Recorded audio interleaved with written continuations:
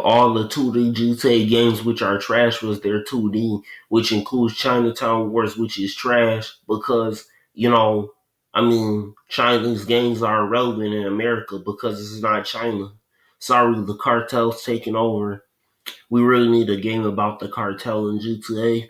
And obviously, the GTA trilogy on PS2 is peak.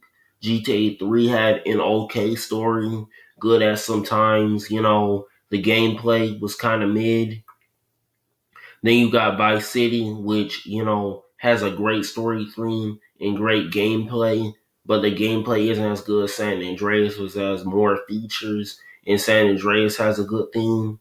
But obviously, I'm going to like San Andreas the most in terms of, the themes because, I'm black, I can relate more, but I do love Vice City's atmosphere, and it does remind me of a lot of cool like crime movies and shows and stuff, with the Italians in it and all that, right? GTA 4, was the most mature GTA game. That's what made it the best.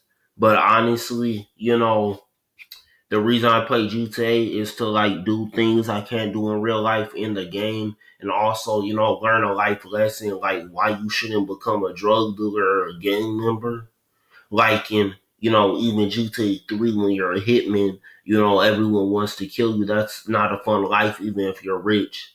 But, we have to remember the main character of GTA 3, Claude, is a psychopath, right? But, in GTA 4, it had a lot of good things about war and stuff. And I did like how they explored the main character being an immigrant. I wasn't the biggest fan, but the game was very dark and stuff with, the main character Nico. I did prefer, the Lost and Damned mainly because, it was more funnier, but it had a funny tone and a dark tone too. And I did like how the fact that, like most GTA games, Johnny's betrayal by drug addicts led him to become the very thing he swore not to be in GTA 5. Ballad of Gay Tony DLC was like too silly. Like, it was a lot of like toilet humor and stuff. It is called the Ballad of Gay Tony. We do know, the Pride community has a lot of baby little bandits in it though. And the problem with GTA 5 is that they didn't know if they wanted to do a gang storyline or a thief storyline. I think the story's good. I feel like we didn't need to have a prologue. I felt like the prologue in GTA 5 should have been separate games. One, because they're set in a different time period. And two, because they have different main characters and main villains. The main villain of the prologue was Trevor. And the main protagonist of the prologue was Michael. Where the main villain of GTA 5 was Devin Weston in Stretch, and the main protagonist was Franklin, and that's because Devin Weston and Stretch parallel Franklin, and Trevor parallels Michael. Except, Trevor ultimately ends up becoming allies with Michael, but they have to work together mainly because they're two sides of the same coin. And people are mad saying that GTA 6 hasn't come out. On top of that, we have GTA 1, GTA 2, GTA London 1, GTA London 2. Of course, the London games are named after the respective time period they're set in. So that's 4 GTA games that are 2D top-down games. Then you got GTA Advance and GTA Chinatown Wars. Then you got GTA Vice City Stories, which takes place in 1984. Then you have Vice City in 1986. Then you have GTA San Andreas, which takes place in 1992. Then you got Liberty City Stories in 1998. Then you got GTA 3 in 2001. So that's 5 more games. So we got 11 GTA games, right? Then on top of it, you have the HD universe. You got GTA 4, GTA The Lost and Damned, and GTA The Ballad of Gay Tony, and GTA 5, and GTA Online. So that's 5 more games. 11 plus 5 is 16. So we have 16 GTA games out right now, and y'all are really complaining about GTA 6.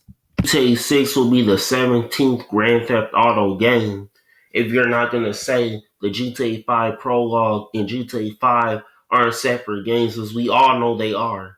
We all know that. So really, we got 18 Grand Theft Auto games out right now. Do you realize how greedy and selfish we're being? And first of all, people who played GTA 5 was expecting a gang storyline, except it was about a gang member leading a gang to start being a thief, which, I mean, that's kind of what all the GTA 5 characters did. But that's besides the point. So we have a Bonnie and Clyde story, and, I mean, not being racist, but you have a Spanish chick and a white dude being bank robbers, and in all GTA games we get a betrayal, right? What was Grand Theft Auto 3? The same thing, except it's set in Liberty City, and GTA 6 is set in Vice City. I'm excited for the new gameplay features too, but we gotta call a spade, and we gotta be honest at the end of the day. This game is gonna be carried by its gameplay and its graphics, not by its story. And people are going to be complaining. They're going to be expecting a gang storyline when it's a Bonnie and Clyde storyline. We don't know the script of this game, so we can't say how good it's going to be. Because people say the online for Grand Theft Auto games have gotten repetitive even since the San Andreas online.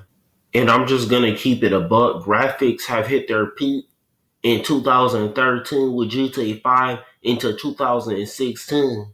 You know, and even with games that aren't realistic like GTA, in terms of graphics, Arc System Works has the best looking fictional games. Arc System Works have hit their peaks with Dragon Ball Fighters and the Guilty Gear games and basically every game they've made. Right? So, graphics is not really an excuse. They can't upgrade the technology more in terms of the way it looks like. The only thing they can add is ray tracing, but that's already a thing. So, that's like whatever.